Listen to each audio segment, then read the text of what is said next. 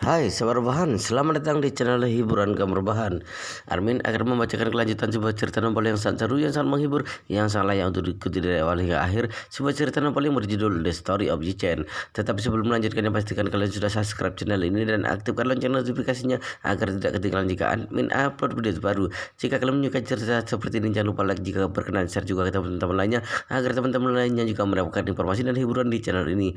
Baik, kita lanjutkan di part ke 498 bertepatan dengan bab ke 2404. Pihak polisi Jinling segera melaporkan situasi tersebut kepada otoritas yang lebih tinggi dan meminta otoritas yang lebih tinggi untuk menyelidiki serta menangani situasi secara serius. Pada saat ini Su Chengpeng yang kelelahan baru saja tertidur.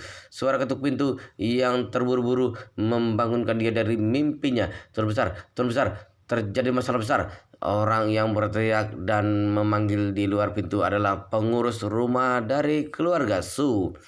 Su Chengpeng tiba-tiba membuka mata seketika bangun dia dan duduk di atas tempat tidur. Saat ini di lubuk hatinya sangat gugup karena semua yang terjadi hari ini bagi dia hampir sepenuhnya hilang kendali, sehingga putra kandung sendiri juga tidak jelas keberadaannya. Jadi sekarang dia sangat takut tiba-tiba ada hal yang buruk lain lagi. Dia segera bangun, mengenakan jubah tidur, melangkah ke depan pintu dan membukanya. Di luar pintu, raut wajah pengurus rumah pucat pasi dan penuh butiran keringat dingin.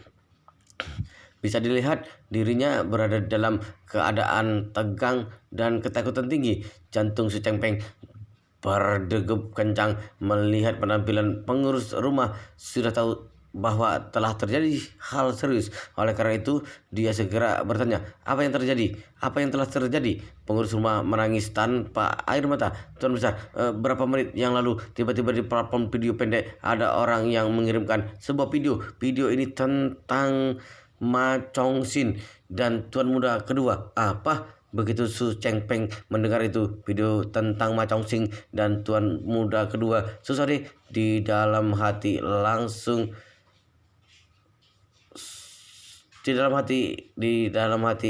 panik. Ma Chongxin dan Susode telah menghilang dan untuk sementara masih belum ada petunjuk berharga apapun. Ketika sebuah video yang terkait dengan mereka berdua terekspos, maka hal itu pasti tidak mudah. Oleh karena itu, dia segera bertanya, "Video apa? Cepat, biar aku melihatnya." Pengurus rumah gemetaran, mengeluarkan ponsel, membuka platform video pendek, lalu memutar video yang telah diklik hampir 10 juta kali itu. Begitu melihat tempat kejadian kecelakaan mobil, Su Chengpeng langsung panik ketika Ma Chongqing berkata di depan mereka bahwa Su Chengpeng ingin membunuh Du Haiking. Saat itu raut wajah Su Chengpeng langsung pucat pasi, emosinya sudah hilang kendali, berteriak dengan suara gemetar, "Ini sebenarnya siapa yang merekamnya? Siapa yang rekam? Aku ingin membunuhnya, membunuh seluruh keluarganya." Pengurus rumah tergagap mengatakan, "Tuan besar, Anda terus menonton sampai belakang." Tuh, tanpa sadar Su Chengpeng menelan air liur, terus menonton ke belakang. Pada saat ini Ma Chongxin berada di depan kamera mendorong tanggung jawab atas kematian Su Jiyu pada Su Chengpeng. Dalam sekejap Su Chengpeng marah sekali. "Ma Chongxin sedang omong kosong apa? Kapan aku ingin membunuh Jiyu? Brengsek itu, aku sudah menghidupinya selama bertahun-tahun. Dia bahkan mengkhianatiku. Aku pasti akan menghancurkannya menjadi berkeping-keping. Ada lagi orang yang merekam video ini, pasti sedang menentangku di belakang. Walau bagaimanapun, aku pasti harus menemukannya dan segera membunuhnya." Pengurus rumah mengatakan, "Terbesar, tuan muda kedua juga berada di tangan orang misterius ini." Begitu kata-kata terlontarkan, video juga beralih ke bagian Susade yang ada di dalam adegan yang sangat tragis sekali. Dia seorang pria parubaya yang gendut dan berusia 50 tahunan. Sekujur tubuhnya ditelanjangi hingga tersisa satu celana dalam saja tubuhnya disiram air es, masih ada sisa es batu di atas kepalanya, dan ekspresinya penuh ketakutan dan memohon dengan kasihan. Sedikit pun tidak ada aura tuan muda kedua keluarga Su lagi. Itu sepenuhnya adalah seorang manusia sampah parubaya. Spontan dia di dalam hati Su Chengpeng merasa agak kasihan. Bagaimanapun adalah putra kandung sendiri. Selain itu, sejak dirinya menyerah dengan putra pertamanya, putra kedua ini menjadi calon ahli waris terbaik dalam hatinya. Melihat dia disiksa hingga seperti ini, tentu saja Su Chengpeng muncul perasaan cinta orang tua yang mendalam. Tetapi begitu Su Shaude yang ada di dalam video berbicara, sedikit rasa kasihan Su Chengpeng padanya seketika langsung hilang tanpa jejak. Setelah beberapa saat, dirinya bagaikan gunung berapi aktif yang akan meletus, berteriak memarahi binatang ini, bahkan mengkhianati orang tua demi diri sendiri. Aku. Karena Su Chengpeng terlalu emosi, merasa agak susah bernapas dan tubuhnya langsung jatuh ke samping. Pengurus rumah bergegas maju untuk memapahnya, berkata, "Tuan Besar, Anda kenapa? Tidak apa-apa, bukan?" Su Chengpeng marah hingga tidak bisa berbicara. Dadanya naik dan turun dengan tajam. Pengurus rumah melihat keadaan seperti ini, segera mengeluarkan intercom dan berteriak, "Dokter, Tuan Besar sekarang tidak enak badan, segera kemari." Su Chengpeng sambil bernapas terengah-engah sambil berkata dengan sulit, "Cepat, cepat tuntun aku ke sofa untuk duduk." Pengurus rumah segera memampahnya dengan hati-hati, menuntunnya ke sofa. Setelah Su Chengpeng duduk, pengurus rumah segera membantu dia mengurut dada dan punggung. Pada saat ini, dokter pribadi juga tiba di tangan masih memegang kantong oksigen dan pil Suoxiao Jiuxin. Setelah dokter dan pengurus rumah bersama-sama memberi Su Chengpeng minum pil Suoxiao Jiuxin, lalu memberi dia hirup oksigen. Begini baru membuat kondisi Su Chengpeng sedikit lebih membaik. Saat ini Su Chengpeng penuh amarah. Dia mengepal erat kedua tinju, mengertakkan gigi sambil memarahi. Ada orang yang sengaja ingin menghancurkan keluarga Su, sengaja mempermainkanku hingga mati. Pengurus rumah segera mengatakan, "Tuan Besar, Anda jangan mengurus semua ini dulu. Tidak peduli bagaimanapun kondisi tubuhmu lebih penting. Jangan sampai marah hingga jatuh sakit." Su Chengpeng penuh perhatian mengatakan, "Aku habis. Kali ini habis semuanya. Video ini bukan hanya mengumumkan masalah Suroli dan Du Haiking, masih menjadikan diriku kambing hitam atas masalah Jiu. Selain itu, Liu Zhan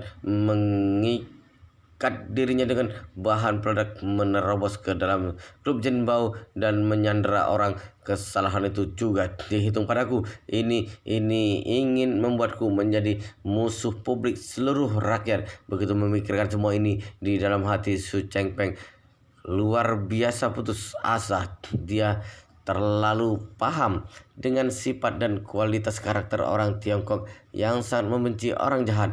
Biasanya para binatang dalam industri hiburan yang memiliki segala macam perbuatan buruk akan mengalami penolakan oleh orang-orang dalam seluruh negeri. Terlebih lagi sekarang diriku membuat kesalahan yang begitu besar. Walaupun diri sendiri memiliki banyak uang, lalu bisa bagaimana? Di depan orang-orang semakin banyak uang, maka semakin sombong dan berkuasa, bertindak sesuka hati. Meskipun keluarga Su kaya dan berkedudukan, tapi banyak hal kotor yang hanya berani dilaksanakan di belakang, pasti tidak berani dilakukan secara terang-terangan. Terkadang secara tidak sengaja orang-orang menangkap sedikit jejak dan petunjuk, juga pasti harus menghabiskan banyak uang dan tenaga untuk menangani krisis hubungan masyarakat. Seperti sebelumnya, banyak orang yang curiga bahwa Su Chengpeng ingin membunuh Du Haiking. Su Chengpeng demi citranya sendiri dalam sehari membuang ratusan juta yuan untuk membersihkan namanya di seluruh jaringan internet. Alasan karena takut dirinya terekspos dan memancing kritik dari orang-orang yang di seluruh negeri. Tapi Xu Changpeng bahkan bermimpi pun tidak menyangka, awalnya mengira sudah mengendalikan situasi ini, ternyata runtuh dalam sekejap. Sekarang dampak yang ditimbulkan oleh video ini bagaikan tsunami besar yang menerjang. Dalam menghadapi bencana seperti tsunami, umat manusia sama sekali tidak memiliki kesempatan untuk melarikan diri. Begitu juga dengan Xu Changpeng yang saat ini opini publik penuh kemarahan, hampir seperti membusuk, sama sekali tidak meninggalkan ruang untuk dia mengubah semua ini. Xu Changpeng penuh penderitaan, bergumam sendiri, semua kerja keras dan semua hubungan masyarakat yang aku lakukan sebelumnya, seketika semuanya sia-sia. Berbicara sampai di sini, dia penuh amarah lanjut mengatakan, bukan hanya sia-sia, sebaliknya masih menimbulkan efek perlawanan. Jika sejak awal tahu akan berakhir seperti ini, membunuhku, aku juga tidak akan memilih bertindak pada Du Haiking di Jinling. Itu sama saja mengangkat batu dan melemparkan ke kaki sendiri. Kalau aku mengangkat perang dan memotong tangan sendiri. Pengurus rumah tangga menghela napas. Tuan Besar, aku juga tidak menyangka Ma Chongqing secara pribadi membawa orang ke Jinling untuk melaksanakan hal ini. Ternyata masih bisa menjadi seperti ini. Serta Tuan Muda kedua, aku sungguh tidak berani membayangkan di Jinling yang kecil ternyata ada orang yang berani bertindak pada Tuan Muda kedua. Apakah sudah bosan hidup? Xu Changpeng marah hingga mata hampir pecah, berteriak keras. Selidiki, pasti harus selidiki dengan jelas. Sebenarnya siapa yang sedang menentangku? Sialan itu, keluarkan 50 miliar lagi untuk melakukan krisis hubungan masyarakat. Dalam waktu 10 menit, aku ingin video ini dihapus dari semua situs web dan aplikasi. Pada saat bersamaan, media manapun tidak diizinkan untuk memposting pendapat dan pandangan apapun. Pengurus rumah merasa agak kesulitan dan berkata, Tuan Besar, platform dan aplikasi lain masih mudah untuk ditangani. Tapi platform video pendek itu adalah milik keluarga Yi. Apa-apaan? Xu Changpeng membelalakkan mata, bertanya, platform video pendek ini milik keluarga Yi. Sejak kapan keluarga Yi memasuki industri internet? Pengurus rumah mengatakan, sebenarnya sejak beberapa bulan lalu keluarga Yi telah membeli platform video pendek ini. Saat itu tampaknya telah menghabiskan lebih dari 80 miliar yuan. Namun aku juga tidak tahu sebenarnya apa tujuan keluarga Yi membeli platform video pendek. Selain itu, meskipun platform video pendek sangat populer, tapi karena pada dasarnya penggunaan gratis, oleh karena itu keuntungannya relatif sedikit. Selain beriklan lalu membiarkan sekelompok selebritis internet melakukan siaran langsung untuk jualan, kemudian platform menarik keuntungan darinya dengan margin keuntungan jauh lebih rendah daripada industri yang biasanya kita ikuti. Xu Changpeng tampak putus asa dan berkata, sebenarnya keluarga Ji sedang gila apaan?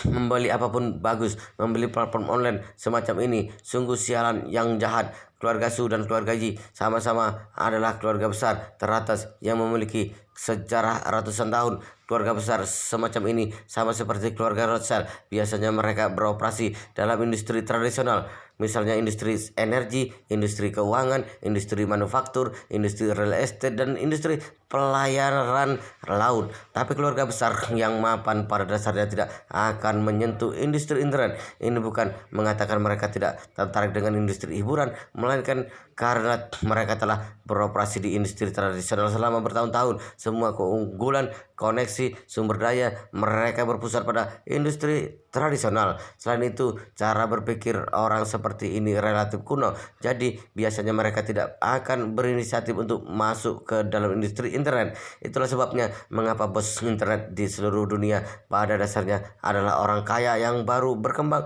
Jarang terdengar keluarga besar papan atas dengan secara berusia seabad yang menciptakan kinerja luar biasa di industri internet. Tentu saja keluarga Su juga sama. Pada dasarnya Su Changpeng tidak menyentuh industri internet sehingga keluarga Su hampir tidak pernah berbisnis dalam industri internet. Oleh karena itu pada dasarnya dia tidak terlalu memahami tentang platform video pendek, hanya tahu itu adalah platform hiburan santai yang lebih disukai oleh para anak muda. Dalam kesannya keluarga Yi sepertinya tidak berbeda dengan keluarga Su, tapi dia sungguh tidak tahu keluarga Yi ternyata membeli platform video pendek. Jadi platform video pendek ini milik keluarga Yi, maka ingin keluarga Yi menghapus video ini kemungkinannya hampir nol. Tapi Su Changpeng enggan menyerah. Dia tahu sekarang hal terpenting baginya adalah segera menghapus video itu agar orang lain tidak bisa melihatnya lagi dan benar-benar menghentikan penyebaran video itu. Jadi ingin mencapai tujuan ini hanya bisa mencari bantuan keluarga Yi. Oleh karena itu dia memegang dadanya sendiri dengan sulit mengatakan, "Pergi, ambil ponselku. Aku mau menelpon Yi Jongkwan." Setelah mendengar berita menghilangnya saudara Yi Jongkwan segera mengumpulkan beberapa putranya dan Tang Sihai untuk rapat malam ini juga. Dalam rapat ini Yi Jongkwan dan putra-putranya sangat bersemangat. Kali ini keluarga Su benar-benar menderita kerugian besar. Pada babak terakhir dia mengorbankan putra sulungnya dan menyelamatkan reputasi tuan besar Su. Tapi dalam sekejap mata putra kedua juga dikorbankannya. Ini pasti akan membuat seluruh keluarga Su panik dan kacau. Selain itu kekurangan orang adalah masalah paling serius berikutnya dalam keluarga Su. Tapi tepat pada saat ini Tang Sihai tiba-tiba menerima sebuah berita. Menunduk untuk melihat ponselnya, seketika langsung bersemangat dan mengatakan, "Tuan besar, tampaknya ada orang yang mengekspos keluarga Su di platform pendek. Sekarang netizen sedang berdiskusi dengan sangat sengit sekali." Oh, Yi Jongkwan segera bertanya, apa yang diekspos? Cepat kasih aku lihat. Tang Sihai segera membuka platform video pendek. Video yang diupload Yi-Chen menjadi video rekomendasi yang menempati peringkat pertama. Semua orang terburu-buru berkumpul setelah menonton selama beberapa puluh detik. Semua orang bersemangat sekali setelah selesai menonton video. Yi Jongkwan bergembira hingga berbicara juga agak gemetar. Ini sungguh Tuhan yang sedang membantuku. Tuhan sedang membantuku. Su Changpeng si tua itu bukankah kali ini sungguh dihajar habis-habisan. Kali ini keluarga Su akan berakhir. Si Cangkong paman Yi Chen menghela napas. Begitu video ini disebarkan, pada dasarnya keluarga Su tidak memiliki ruang untuk berbalik lagi. Bukan hanya orang-orang di seluruh negeri yang akan menyerang mereka, polisi juga akan menyerang mereka. Keluarga Du pasti tidak akan melepaskan mereka. Benar, Chang Yun sambil tersenyum mengatakan, "Menurutku tidak perlu waktu lama. Kekuatan keluarga Su akan melemah satu demi satu dari banyak aspek. Mungkin kami tidak perlu melakukan apapun. Beberapa hari lagi mungkin kita akan menjadi keluarga besar pertama di dalam seluruh negeri." Yi Jongkwan menganggukkan kepala berkata, "Masalah kali ini berbeda dari biasanya. Kali ini Su Changpeng bahkan menggunakan keselamatan ratusan orang untuk bercanda. Orang di atas tidak mungkin memaafkannya dengan mudah. Kali ini dia sungguh membuat masalah besar." Yi Changkong tidak bisa menahan diri bertanya, "Ayah, menurut Anda hukuman apa yang akan diberikan pada keluarga Su?" Yi Jongkwan dengan serius mengatakan, "Masalah yang begitu penting dan telah menyebabkan kemarahan publik yang begitu besar, mungkin harus ada seseorang dalam keluarga Su yang memikul tanggung jawab pidana. Kalau tidak akan mudah memberikan penjelasan pada masyarakat umum."